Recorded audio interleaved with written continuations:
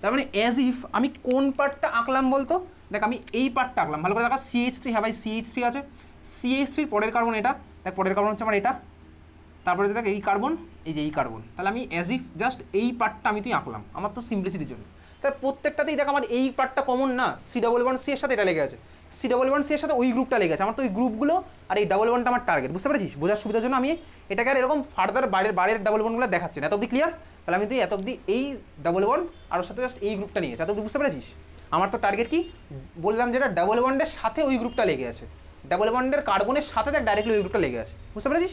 আচ্ছা এইবারে দেখ আমি তোকে লাস্ট দিন একটা কোশ্চেন পাঠিয়েছিলাম গ্রুপে, ওই যে কার্বক্সিলিক অ্যাসিডগুলোর অ্যাসিডিটির অর্ডার, এক্সপ্লেনেশনও পাঠিয়েছিলাম, দেখবি ওর মধ্যে এখানে আলফা কার্বন বলে একটা টার্ম ছিল, আমি বলেছিলাম আলফা কার্বনটা আজকে বলবো। আলফা কার্বন মানে কি? আলফা কার্বন মানে কিছুই না, আলফা হচ্ছে বেসিক্যালি ভাই respect with respect to change হতে থাকে, আলফাটা হচ্ছে রেফারেন্স, রেফারেন্স মানে কি? ধর এখানে আলফা কার্বন কি, এদিকে টাকা ভালো করে, বেনজিন রিংয়ের রেসপেক্টে আলফা কার্বন হচ্ছে বেনজিন রিংয়ের ঠিক পরের কার্বনটা, ভাই দেখ বেনজিন রিংয়ের সাথে লেগে থাকা কার্বনটা, বেনজিন রিংয়ের পরের কার্বন, পরের কার্বন কি হাওয়ায় হাওয়ায় লেগে থাকবে? আরে ভাই বন্ডের থ্রুতে লেগে থাকবে, তুই ভাব এই যে এই রিংয়ে, এই তো বেনজিন রিংয়ের পার্ট এই কার্বনটা, এরপরে কি এদিকে আর কোনো কার্বন আছে? না ভাই এদিকে কিচ্ছু নেই, দেখ বেনজিন রিংয়ের সাথে দেখ এইখানে আমার কার্বন আছে, এই কার্বনটা দেখ আমার বেনজিন রিংয়ের সাথে লেগে আছে না, তাহলে এটা হচ্ছে আমার আলফা কার্বন, বুঝলি? এটা হচ্ছে আমার আলফা কার্বন বেনজিন রিংয়ের রেসপেক্টে আলফা, দেখ এখানে আমার এটা আলফা কার্বন বেনজিন রিংয়ের রেসপেক্টে আলফা, বেনজিন রিংয়ের রেসপেক্টে এটা আলফা, বেনজিন রিংয়ের রেসপেক্টে এটা আলফা, এই আলফাটা অবভিয়াসলি চেঞ্জ হয়ে যাবে, দেখ আমি যদি তোকে বলি এই কার্বনের রেসপেক্টে আলফা কার্বন কোনটা, তখন এটা হবে এটা হবে, এরকম কোনো পৃথিবীতে ইউনিভার্সাল ব্যাপার নেই যে ভাই আমার রেসপেক্টে আলফা হলে তোর রেসপেক্টও আলফা হবে, লন্ডনে যে বসে আছে তার রেসপেক্টও আলফা হবে, এরকম কোনো ব্যাপার নেই, আলফা এটা চেঞ্জ হবে স্বাভাবিক হয়, বুঝতে পেরেছিস তো?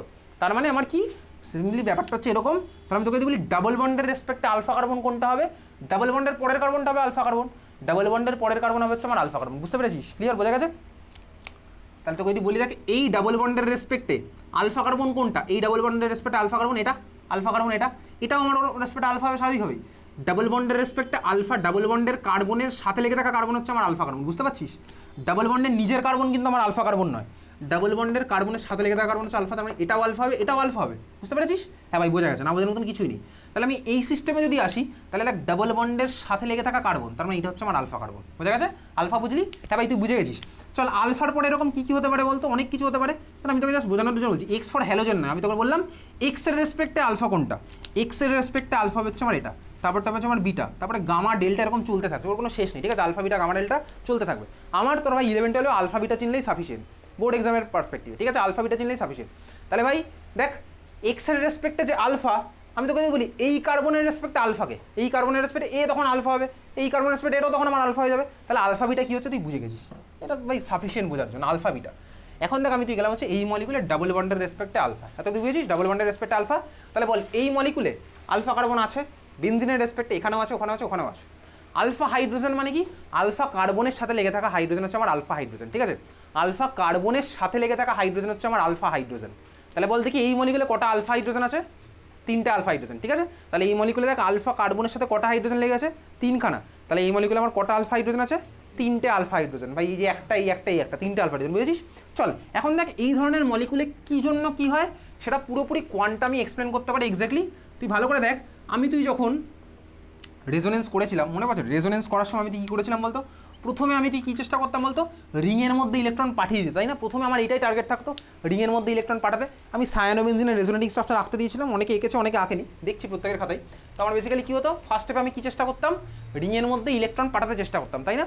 এখানে দেখ একই ব্যাপার ভাই, আমি এই যে ভাই তুই দেখ CH3 কি আমার রেজোনেন্সে পার্টিসিপেট করে? বা এই গ্রুপগুলো কি একটাও রেজোনেন্সে পার্টিসিপেট করে? আমি তো অলরেডি কারা কারা রেজোনেন্স করতে পারে সেই জিনিস আমি তুই পড়েছি ভাই, এটা তো আমার রেজোনেন্সে পার্টিসিপেট করতে পারে না। না আছে ভাই এই কার্বনের মাথায় কোনো লোন পেয়ার, না আছে ভাই এদের মধ্যে কোনো ডাবল বন্ড বা পাই বন্ড যার সাথে আমার ওই ভাই লোন পেয়ারওয়ালা কোনো কেউ লেগে আছে, ওর মধ্যে কেউই নেই। তার মানে দেখ এই হচ্ছে আমার রেজোনেন্সে পার্টিসিপেট করতে পারে না বলেই আমার তোর এতদিনের কনসেপ্ট ছিল। আমি তুই এখন যেটা পড়ছি এত ডিটেলসের পরীক্ষাতে নেই, কী আউটকামটা তোর লাগবে আমি সেটা কিছুক্ষণ পরে বলবো। তার মানে এতদিন আমার তোর এই কনসেপ্ট ছিল ভাই রেজোনেন্সে পার্টিসিপেট করতে পারে না। করতে পারে না মানে বলতে কি করতে পারে না মানে হচ্ছে আমার এই কার্বন আর এই কার্বনের মাঝখানে কোনো ডাবল বন্ড ক্যারেক্টার ডেভেলপ করবে না বলেই আমার তোর মনে হতো, তাই তো? স্বাভাবিকভাবে যদি রেজোনেন্স করতো তাহলে দেখবি যে কটা রেজোনেটিং স্ট্রাকচার আমি করেছি আজ অব্দি প্রত্যেকটাতে এই রিংয়ের কার্বনের সাথে ওই যে অ্যাটমটা থাকে তার প্রত্যেকটাতে আমার ডাবল বন্ড ডেভেলপ হবে, প্রত্যেকটাতে। তুই প্রত্যেকটা যে কটা করেছি এখানে মানে যদি প্র্যাকটিস না করিস তাহলে কিছুই বুঝতে পারবি না এখানে, আমি গ্যারান্টি দিয়ে বলতে পারি, এই গ্যারান্টি আমি দিতে পারবো। প্র্যাকটিস না করলে এখানে কিচ্ছু বুঝতে পারবি না। তাহলে ভাই এই কার্বনের সাথে এই কার্বনের ডাবল বন্ড ক্যারেক্টার ডেভেলপ হওয়ার কথা নয়, তার মানে শুধুমাত্র সিঙ্গেল বন্ডের যে বন্ড লেংথ সেটাই আমার তোর পাওয়ার কথা। ওই সময় অ্যারাউন্ড 1930 ওই সময় তো ভাই ইলেকট্রন তো ডিসকভার হয়ে গেছে, প্রোটন ডিসকভার হয়ে গেছে, মানে মডার্ন অ্যাটমিক স্ট্রাকচার অনেক কিছু ডিসকভার হয়ে গেছে। তখন এক্স রে ডিফ্র্যাকশন বলে একটা স্টাডি, যেটা বেসিক্যালি পুরোপুরি ফিজিক্স থেকে আসছে, এক্স রে ডিফ্র্যাকশন স্টাডিও আমার তো ততদিনে সাফিসিয়েন্টলি ডেভেলপ হয়ে গেছে। এক্স রে ডিফ্র্যাকশন স্টাডি থেকে আমি যে কোনো মলিকুলের মধ্যে বন্ড কত হয়, বন্ড লেংথ আমি ক্যালকুলেট করতে পারি, ঠিক আছে। তো এই ধরনের সিস্টেমগুলোর বন্ড লেংথ ক্যালকুলেট করে কি দেখা গেল বলতো, দেখা গেল হচ্ছে কোন বন্ডটা এই কার্বন আর এই কার্বন মানে রিংয়ের সাথে যে লেগে আছে ওইটা, দেখা যাচ্ছে এদের বন্ড লেংথ আসছে কি বলতো এদের মাঝ বরাবর। মাঝ বরাবর আসছে মানে কি বলতো ভাই, আবার সেই একই গল্প রেজোনেন্স হয়তো হচ্ছে, বুঝতে পেরেছিস। তাহলে মাঝ বরাবর আসছে, তাহলে মাঝ বরাবর আসছিল বলেই তো আমার ওখানে ভাই, ওখানে হয়তো একই গল্প ছিল, বেনজিনের মধ্যে আমি তো একই জিনিসই দেখেছিলাম, তাহলে ভাই এখানে আমার রেজোনেন্স হয়তো হতে পারে, ঠিক আছে, বোঝা গেছে। তাহলে হচ্ছে এক্স রে ডিফ্র্যাকশন স্টাডি করে দেখা গেলো এদের মধ্যে আমার ভাই ডাবল বন্ড ক্যারেক্টার ডেভেলপ হচ্ছে। তাহলে দেখ এই পার্টটাকেই আমি তুই এখানে জাস্ট নিয়েছি সিম্পলিসিটির জন্য, এইটুকু এখানে নিয়েছি। এখন এখানে রেজোনেন্স কীভাবে হচ্ছে চল দেখা যাক রেজোনেন্স কীভাবে হচ্ছে। আমার তোর ফার্স্ট স্টেপে টার্গেট কী থাকে, টার্গেট থাকে হচ্ছে রিংয়ের মধ্যে ইলেকট্রন পাঠাবো। আমি তো জাস্ট রিংয়ের জায়গায় এখানে একটা সিম্পল ডাবল বন্ড নিয়েছি। তাহলে চল দেখা যাক এই যে ভাই সিএইচ বন্ডের দুখানা ইলেকট্রন। তাহলে কার্বন দেখ এখন কি করছে, কার্বন তো নিজের কাছে কিছু নেই, হ্যাঁ নিজের কাছে আছে, কি আছে বলতো, কার্বনের নিজের কাছে নিজের ইলেকট্রন আছে যেটা হাইড্রোজেনের সাথে কোভ্যালেন্ট বন্ডে পার্টিসিপেট করে আছে। কার্বন এবার কি চাইবে ভাই, কার্বন এবার চাইছে কি এই ইলেকট্রনটা সিগমা বন্ডের ইলেকট্রন ক্লাউড, দেখ সিএইচ বন্ডের সিগমা বন্ডের ইলেকট্রন ক্লাউড, কার্বন হাইড্রোজেনের উপর আবার দাদাগিরি দেখাচ্ছে, তার কারণ হাইড্রোজেনের সাইজ ছোটো স্বাভাবিকভাবেই। তাহলে হাইড্রোজেন কি করছে বলতো ভাই, সিএইচ বন্ডের দুখানা ইলেকট্রন ভালো করে দেখবি এই কার্বনের কাছে পাঠাচ্ছে। তাহলে এই কার্বন আমার তো তাই হতো, দেখ রিংয়ের মধ্যে রেজোনেন্স করতে গেলে আমার ফার্স্ট স্টেপে ভাই এখানে দিতে হবে, এখানে দিতে হবে, দেখ পুরো তাই হচ্ছে এক্স্যাক্টলি। এই যে বন্ড লেংথের কথা বলছিলাম সেটা হচ্ছে আমার এই বন্ডটা, দেখ এই যে এই বন্ডটা, এই যে এই বন্ডটার কথা বলছিলাম, এই বন্ডের বন্ড লেংথ আমার পাওয়া গেলো কি ইন বিটুইন ওই দুটোর মাঝামাঝি। তাহলে এই বন্ডে আমার কি করছে ভাই, কার্বন সিএইচ বন্ডের ইলেকট্রন এখানে পাঠাচ্ছে, মানে এই কার্বনকে দিচ্ছে। কার্বন যদি এই কার্বনের সাথে বন্ড ফর্ম করে ঠান্ডা মাথায় ভালো করে দেখবি, তাহলে আমার এই কার্বনের টোটাল 5টা বন্ড হয়ে যাবে, সেটাও আমার পসিবল নয়। তাহলে তখন আমার কার্বন কী করে মনে আছে, এই বন্ডটার ইলেকট্রন ঠেলে পাশের কার্বনের মাথায় পাঠিয়ে দেয়। আমি ঠিক এক্স্যাক্টলি এখানে এই জিনিসটা করতাম, অর্থর মাথায় পাঠিয়ে দিতাম, এক্স্যাক্টলি সেম জিনিসটা দেখ আমার এখানেও হচ্ছে। যদি আমার তোর এটা হয় তার মানে দেখ আমি এখান থেকে যে রেজোনেটিং স্ট্রাকচারটা পাবো সেটা আমার কীরকম হচ্ছে, সেটা হচ্ছে এরকম, দুখানা হাইড্রোজেনের জায়গায় অ্যাজ ইট ইজ থাকলো, এখান থেকে দেখ আমার হাইড্রোজেন বাধ্য হয়েছে ইলেকট্রনটা ছেড়ে দিতে একটুখানি, তাহলে এইচের মাথায় পুরোপুরি প্লাস চার্জ। কার্বন এই কার্বনের সাথে একটা বন্ড ছিল, আরেকটা বন্ড আমার অ্যাটাচ হবে নতুন স্বাভাবিকভাবেই, সিএইচ থাকলো, ওদিকে আমার কি হচ্ছে ভাই দুখানা বন্ড ছিল, একটা ঠেলে পাঠিয়ে দিয়েছে পাশের মাথায়, তার মানে আমার কী হচ্ছে বলতো, এখান থেকে আমি এই স্ট্রাকচারটা পেলাম, এই সিএইচ2 মাথায় আমার কী হলো মাইনাস চার্জ, দুখানা ইলেকট্রন ফিরে পেলো, নতুন করে পেলো, যাই হোক এই স্ট্রাকচার আমি পেয়েছি, বুঝতে পারছি, এটা মানে একটা রেজোনেটিং স্ট্রাকচার পেলাম, ক্লিয়ার বোঝা গেছে, এটা আমি রেজোনেটিং স্ট্রাকচার পেলাম। আচ্ছা দেখ এই রেজোনেটিং স্ট্রাকচার মানে কিন্তু এরকম নয় যে আমার সিএইচ বন্ড পুরোপুরি ভেঙে গেছে, এইচ একদম আমার সিস্টেম ছেড়ে বেরিয়ে চলে গেছে, এটা কিন্তু আমার হয়নি। মানে এইচ প্লাস আয়ন হিসাবে আমি পাবো না, এইচ প্লাস আমি আয়ন হিসাবে পাবো না, এইচ প্লাস আয়ন হিসাবে পাবো না মানে কি বলতে, এটা আমার অ্যাসিড কিন্তু নয়, এটা আমার অ্যাসিড নয়, বুঝলি তো, এইচ প্লাস আমি আয়ন হিসাবে পাচ্ছি না, এটা আমার অ্যাসিড নয়। তার মানে দেখ আমি ভাই একটা আলফা হাইড্রোজেনের রেসপেক্টে একখানা রেজোনেটিং স্ট্রাকচার রাখলাম, এই রেজোনেটিং স্ট্রাকচারটার নাম হচ্ছে হাইপার কনজুগেটিভ স্ট্রাকচার, এটাকে আমার কি বলে হাইপার কনজুগেটিভ স্ট্রাকচার, এটাকে আমার কি বলে হাইপার কনজুগেটিভ স্ট্রাকচার, কি বলে হাইপার কনজুগেটিভ স্ট্রাকচার। তাহলে দেখ একটা আলফা হাইড্রোজেনের রেসপেক্টে একটা হাইপার কনজুগেটিভ স্ট্রাকচার পেলাম, তিনটে আলফা হাইড্রোজেনের রেসপেক্টে তিনখানা হাইপার কনজুগেটিভ স্ট্রাকচার পাবো। যত আমি এরকম বেশি বেশি হাইপার কনজুগেটিভ স্ট্রাকচার পাবো তত আমার কি হচ্ছে, তার মানে বেসিক্যালি সিস্টেমের মধ্যে ইলেকট্রন তত আমার ডিলোকালাইজ হচ্ছে, ডিলোকালাইজ আমার তো যত বেশি হবে তত আমার সিস্টেমের স্টেবিলিটি বাড়তে থাকবে, ঠিক আছে, বুঝতে পেরেছিস। তার মানে খাতার মধ্যে লিখে রাখ more number of alpha hydrogen কার রেসপেক্টে, অবভিয়াসলি ডাবল বন্ডের রেসপেক্টে, more number of alpha hydrogen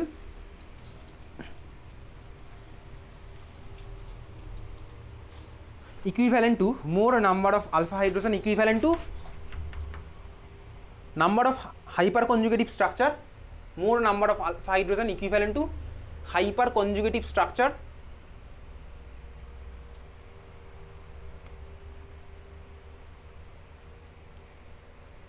আর যত বেশি আমি হাইপার কনজুগেটিভ স্ট্রাকচার পাবো ডাইরেক্টলি প্রপোর্শনাল টু সাইন দিয়ে লেখ স্টেবিলিটি, মোর স্টেবিলিটি, ঠিক আছে, direct proportional to more stability লিখেছিস। তাহলে যত বেশি নাম্বার অফ আলফা হাইড্রোজেন হবে, এখন থেকে আমি ডাইরেক্ট চলে আসবো এই কনক্লুশনে চলে আসবো, ডাবল বন্ডের রেসপেক্টে আমার যত বেশি আলফা হাইড্রোজেন পাবো তত আমার স্টেবিলিটিও বেশি হবে, বুঝতে পেরেছিস, কারণ তত আমার হাইপার কনজুগেশন বেশি হচ্ছে। তোর পরীক্ষাতে জাস্ট এই আউটকামটা লাগবে, আর কিচ্ছু লাগবে না, তোকে হাইপার কনজুগেশনের ডেফিনেশন হতে দেবে, আমি পাঠিয়ে দেবো, বুঝা গেছে, এটা ক্লিয়ার বুঝেছিস। তাহলে চল এখান থেকে কী ধরনের কোশ্চেন আসবে ডাইরেক্ট একদম কোশ্চেনে চলে যায়, এত অব্দি ক্লিয়ার।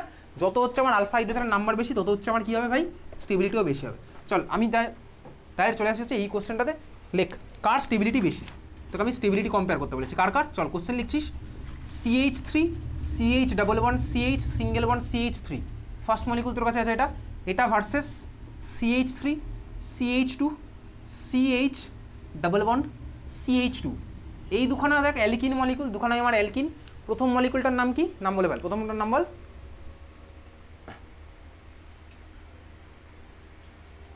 কী হবে নাম বল? বিউট টুইন, এক্স্যাক্টলি ভাই ক্লাস 10। আমি কিন্তু ক্লাস 10 আইপিএসি নমেনক্লেচার পড়াবো না, এটা ক্লাস 10 লেভেলের আইপিএসি নমেনক্লেচার। এটা হচ্ছে বিউট টুইন ফার্স্ট মলিকুলটা, সেকেন্ড মলিকুলটার নাম কি, নিচের মলিকুলটা বিউট 3 তাই তো। বিউট 1 ইন মানে হচ্ছে বিউট ইন, বিউট 1 ইন মানে হচ্ছে বিউট ইন, বিউট 3 ইন কোনোদিনই নয় এটা, ঠিক আছে। যাই হোক চল, দুখানা মলিকুল আছে। তাহলে এখন প্রশ্ন হচ্ছে ভাই দুখানাই আমার 4খানা কার্বন হলে অ্যালকিন, দুখানার ফর্মুলা আমার তো সেম, অবভিয়াসলি আমার দেখ দুখানার ফর্মুলা সেম। প্রশ্ন হচ্ছে দুখানার মধ্যে কোনটা স্টেবিলিটি, কোনটা স্টেবিলিটি কীভাবে করবো দেখ। আমার তোর কাজ হবে যখন এই ধরনের সিস্টেম, তো কিন্তু কদিন পরে এরকম ডাইরেক্ট কোশ্চেন জিজ্ঞেস করবে না। তোর কীরকম কোশ্চেন আসবে, কোনো একটা রিয়াকশান করে ধর এই প্রোডাক্টটাও ফর্ম হতে পারে, এটাও ফর্ম হতে পারে, তোকে বলবে মেজর প্রোডাক্ট লিখতে। কীভাবে লিখবো, যেটা স্টেবিলিটি বেশি হবে সেটা আমার বেশি ফর্ম হবে। তোকে এই ধরনের কোশ্চেন ওইরকম ডাইরেক্টলি আসে না কখনো, তোকে এই রিয়াকশানের থ্রুতে এই ধরনের কোশ্চেন আসবে। যাই হোক চল দেখি দুখানার মধ্যে কোনটা স্টেবিলিটি বেশি। দেখ ডাবল বন্ডের রেসপেক্টে বল, ডাবল বন্ডের রেসপেক্টে ফার্স্ট মলিকুলে কটা আলফা কার্বন আছে বলে ফেল, কটা আলফা কার্বন আছে, কটা আলফা হাইড্রোজেন আছে ফার্স্ট মলিকুলে, আলফা হাইড্রোজেন কটা আছে এই মলিকুলে, এদিকে 3খানা আলফা হাইড্রোজেন, এখানে 3খানা আলফা হাইড্রোজেন, এই আলফা কার্বন এই আলফা কার্বন আছে হচ্ছে 6খানা আলফা হাইড্রোজেন। খুব ভালো কথা বুঝে গেছিস। এই মলিকুলে কটা আলফা কার্বন আছে, 1খানা আলফা কার্বন, কটা আলফা হাইড্রোজেন আছে, আলফা কার্বনের সাথে 2খানা লেগে আছে, 2খানা আলফা হাইড্রোজেন। তাহলে বল কোন মলিকুলে তুই number of hyper conjugative structure বেশি পাবি, উপরেরটা 6খানা হাইপার কনজুগেটিভ স্ট্রাকচার পাবি, আর নিচেরটাতে আমি কি পাবো 2খানা মাত্র। তাহলে কোনটা স্টেবিলিটি বেশি হবে, উপরের মলিকুলটা স্টেবিলিটি হচ্ছে আমার নিচের থেকে বেশি। এত অব্দি ক্লিয়ার, বোঝা গেছে? হ্যাঁ ভাই আমি আলফা হাইড্রোজেন বেশি, তাহলে হাইপার কনজুগেটিভ স্ট্রাকচার মাত্র বেশি হবে, তাহলে আমার উপরেরটা স্টেবিলিটি হচ্ছে নিচেরটা থেকে বেশি। হয়ে গেছে? চল পরের কোশ্চেন আমি যে লিখছি,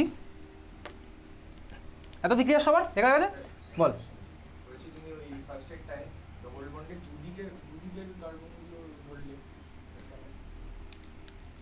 ডাবল বন্ডের রেসপেক্টে এটাও আলফা কার্বন, এটাও তো আলফা কার্বন। ডাবল বন্ডের সাথে যে কার্বনগুলো লেগে সেগুলো ধরব, ডাবল বন্ডের সাথে মানে ডাবল বন্ডিং যেগুলো, হ্যাঁ সেগুলো ধরব, মানে সেগুলো বাদে যে ডান দিকে আর বাঁ দিকে যেটা আছে, ডাবল বন্ডের সাথে লেগে থাকা কার্বন মানে কি, ডাবল বন্ডের পরের কার্বন। আচ্ছা ঠিক আছে, চল পরের কোশ্চেন।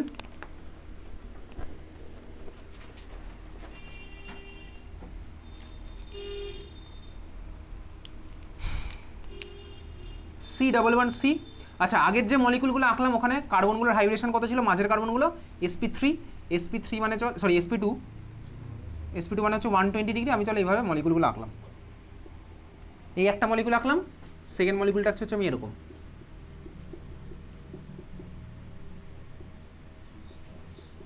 আচ্ছা দুখানা মলিকুল কি আমার সেম স্ট্রাকচার কি দুখানা, অবভিয়াসলি আমার দুখানা আলাদা স্ট্রাকচার স্বাভাবিকভাবেই। বল দেখি কোনটা সিস হবে কোনটা ট্রান্স হবে, সিস ট্রান্স। আমি তুই বহুদিন আগে ভাই কেমিক্যাল বন্ডিংয়ের মধ্যে এর একটা কোশ্চেন আমি তোকে পাঠিয়েছিলাম, কার মেল্টিং পয়েন্ট বেশি কার বয়লিং পয়েন্ট বেশি, তুই পাঠানো আছে। Cis two butene, trans two butene, কার মেল্টিং পয়েন্ট বেশি কম, পড়েছিস হয়তো তুই বাড়িতে। হ্যাঁ ভাই পড়েছিস। আচ্ছা কোনটা সিস হবে কোনটা ট্রান্স হবে, এটা সিস ওটা ট্রান্স, এক্স্যাক্টলি এটা হচ্ছে আমার সিস মলিকুল, ওটা হচ্ছে আমার ট্রান্স মলিকুল। আচ্ছা সিস ট্রান্স কীভাবে করতাম ভাই, এরকম একটা প্লেন পাস করলাম, কমন একটা প্লেন পাস করে দেখছি, সেম সাইডে থাকলে সিস হচ্ছে, অপোজিট সাইডে থাকলে ট্রান্স হচ্ছে। দেখ এটা তো একটা টেকনিক, তুই যদি আরও ভালোভাবে বুঝতে চাস সিস ট্রান্স কীভাবে হয়, দেখ সিস ট্রান্স অ্যাকচুয়ালি বোঝা হচ্ছে এইভাবে, অ্যাকচুয়াল টেকনিক আমি তোকে বলছি। যদি আমার ওইভাবে হয়ে যায়, দেখ সিস মানে কি, দুখানা আমি সেম অ্যাটমকে দেখব, দুখানা সেম অ্যাটমের মাঝখানে ডিস্টেন্স, দেখ দুখানা সেম অ্যাটমের মাঝখানে ডিস্টেন্স, যদি তোর এইভাবে এত কিছু করতে হবে না, দুখানা সেম অ্যাটমের মাঝখানে ডিস্টেন্স, দেখ আমার সিসে যা হবে, দেখ দুখানা হাইড্রোজেনের মাঝখানে ডিস্টেন্স, আমার এখানে কিন্তু ডিস্টেন্স বেড়ে গেছে, তো ম্যাথমেটিক্সের গল্প। এই ডিস্টেন্সের ভ্যালু কিন্তু ওখান থেকে কম, যেখানে ডিস্টেন্স আমার কম হয় সেটা আমার সিস হয়, যেখানে ডিস্টেন্স আমার বেশি সেটা হচ্ছে আমার ট্রান্স হয়। এটা হচ্ছে অ্যাকচুয়ালি করার নিয়ম, ঠিক আছে? এটা ম্যাথমেটিক্স, এখানের মধ্যে কোনো কেমিস্ট্রি নেই, এটা ম্যাথমেটিক্সের গল্প। যেখানে আমার দুখানার মধ্যে সিমিলারের মধ্যে ডিস্টেন্স কম সেটা হচ্ছে আমার সিস, যেখানে ডিস্টেন্স বেশি সেটা হচ্ছে আমার ট্রান্স। যাই হোক চলো এই দুখানা মলিকুলের মধ্যে এখন প্রশ্ন হচ্ছে ভাই, দুটোই তো আমার অ্যালকিন, দুখানাতেই আমার কটা করে আলফা হাইড্রোজেন আছে বল দেখি, দুটোতেই কটা করে আলফা হাইড্রোজেন আছে, এখানেও আছে 6খানা আলফা হাইড্রোজেন, এই আলফা কার্বন, এখানে হচ্ছে দেখ আমার আলফা কার্বনে এ হচ্ছে আলফা কার্বন, তাহলে 6খানা আলফা হাইড্রোজেন। তো এখন প্রশ্ন হচ্ছে এই দুজনের মধ্যে কার স্টেবিলিটি বেশি, এই দুজনের মধ্যে কার স্টেবিলিটি বেশি, এই দুজনের মধ্যে কার স্টেবিলিটি বেশি বলতে পারবি, কার স্টেবিলিটি বেশি হবে, ট্রান্সের স্টেবিলিটি বেশি। কেন? চল দেখি এদের মধ্যে কার স্টেবিলিটি বেশি, ভালো করে দেখা যাক। চল দেখ এদের মধ্যে কার স্টেবিলিটি বেশি, হ্যাঁ বল। ট্রান্সের স্টেবিলিটি কী বলছি, বেশি না কম? বেশি। তোরা কী বলছিলি? চল দেখ কার স্টেবিলিটি বেশি, ভালো করে দেখ। আমি তুই ভাই কিছুদিন আগে না, আগস্ট মাসের 6 তারিখে দেখ খাতার মধ্যে মনে পড়ে স্টেরিক এফেক্ট বলে একটা এফেক্ট পড়েছিলাম, খাতার মধ্যে লেখা আছে, বার কর। কোথায় বার করবি? যে ক্লাসে আমি তুই ভাই মিথানল, ওয়াটার আর ডাইমিথাইল ইথারের মধ্যে বন্ড অ্যাঙ্গেলের কম্পারিজন পড়েছিলাম কেমিক্যাল বন্ডিংয়ের ক্লাসে, সেই ক্লাসে একদম শুরুই হয়েছিল দেখ ওই প্রবলেমটা দিয়ে। আগের দিনের পরীক্ষাতে ওই কোশ্চেনটা আমি দিয়েছিলাম বন্ড অ্যাঙ্গেলের কম্পেয়ার করতে, ম্যাক্সিমাম স্টুডেন্ট ভুল লিখে এসছে, যা তা লিখে এসছে, ঠিক আছে, যা তা লিখে যা ইচ্ছা বানিয়ে লিখে দিয়ে চলে আসছে বন্ড অ্যাঙ্গেলের কম্পারিজন। দেখবি ওয়াটার, মিথানল আর হচ্ছে ডাইমিথাইল ইথার। 6 আগস্টের ক্লাস কল, ডেট তো তোর খাতার মধ্যে দিয়ে রাখিস প্রতিটা ক্লাসের উপরে, হল পেয়ে যাবি। দেখ 6 আগস্ট খুলেছিস, 3খানা মলিকুল কেমিক্যাল বন্ডিংয়ের মধ্যে খুঁজে তুই পেয়ে গেছিস, ঠিক আছে। স্টেরিক এফেক্ট বলে একটা এফেক্ট লিখেছিলাম, ঠিক আছে, খুঁজে খাতার মধ্যে খুঁজেই পাচ্ছিস না, খাতার উপরে ডেট খোঁজ 6 আগস্ট খুঁজলেই তো হয়ে যাবে। তো ফার্স্ট পেজে ইন্ডেক্স দেওয়া আছে, ইন্ডেক্সে চলে যা, ইন্ডেক্সে গিয়ে বার কর। আমি তো বহুদিন আগে বলেছিলাম এই জিনিসগুলো হবে কদিন পরে, পেয়েছিস? হ্যাঁ দেখো ওখানে স্টেরিক এফেক্ট লিখেছিলাম না, স্টেরিক এফেক্ট লেখা আছে না, এক্স্যাক্টলি। দেখ চল স্টেরিক এফেক্ট পেয়ে গেছে ভাই, একজন পেয়ে গেছে, সবার খাতাতেই আছে স্বাভাবিকভাবে, আমি আর খোঁজার জন্য টাইম দিচ্ছি না। চল দেখ এই ফার্স্ট মলিকুলে আমি যদি দেখি এখানে ভালো করে তাকা, এই কার্বনগুলোর হাইব্রিডেশন কি, এই কার্বনগুলোর হাইব্রিডেশন কি, এই কার্বনগুলোর হাইব্রিডেশন বলতে হবে না, ঠিক আছে, লজ্জা পাচ্ছিস ছেড়ে দে, বল হাইব্রিডেশন কী হবে? sp3, exactly sp3। দেখ যদি sp3 হয় চলো আমি এটা sp3 মতন করে আঁকছি, এরকম, এটা হচ্ছে আমার sp3, এই কার্বনটা sp3 স্বাভাবিকভাবেই, চলো আমি sp3 মতন করে আঁকলাম। এই কার্বনটা আমার sp3, এই কার্বনটা হচ্ছে আমার sp3। আচ্ছা দেখ ভালো করে এখানে দেখ ফার্স্ট মলিকুল যেটা আমার সিস মলিকুল আঁকা আছে, সিস মলিকুলে দেখ এই যে ভাই এই CH3 ইলেকট্রন ক্লাউড আর এই CH3 ইলেকট্রন ক্লাউড, এদের মধ্যে দেখ আমার স্টেরিক রিপালশন আছে, যেটা আমি পড়েছিলাম ডাইমিথাইল ইথার, একই গল্প। এখানে দেখ ভাই এই CH3 ইলেকট্রন ক্লাউড আর এই CH3 ইলেকট্রন ক্লাউড বহু দূরে আছে, তাই আমাদের কোনো রিপালশনের গল্প নেই। যেখানে আমার রিপালশন বেশি, ধাক্কাধাক্কি বেশি মানে আমার কি স্টেবিলিটি কম, স্বাভাবিকভাবেই ধাক্কাধাক্কি বেশি মানে স্টেবিলিটি গেল কম, কারণ এনার্জি আমার বেশি হয়ে গেছে। তাহলে দেখ সিস আর ট্রান্সের মধ্যে স্বাভাবিকভাবে ওই একই কারণে সিসের স্টেবিলিটি আমার কম হয়, ট্রান্সের স্টেবিলিটি আমার তোর বেশি, বুঝতে পেরেছিস তো?